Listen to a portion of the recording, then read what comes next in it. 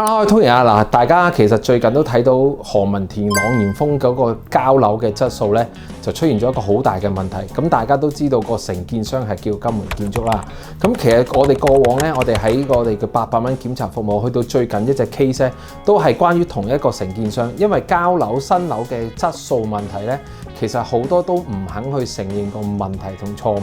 咁最大個問題即係我哋個客人咧，其實就漏水，買咗一個幾千萬嘅單位之後咧，其實個廁所由入伙到而家都係漏水。咁嚟緊咧，其實我哋都剪輯緊有一個個案啦，就係關於而家呢個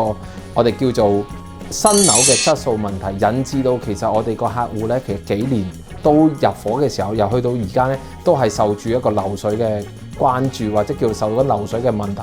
而出現咗好大嘅糾紛。咁最後其實係點咧？我哋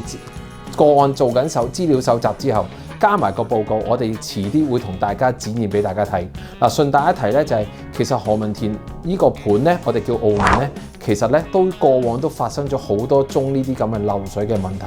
而過往嘅承建商其實一路都唔肯承認責任，最後都係做咗報告先去糾正或者佢重新整過晒，而減少翻個漏水問題。咁大家密切留意我哋 Tap 鋪漏水專家，我哋遲啲一一同大家揭露發生咩事。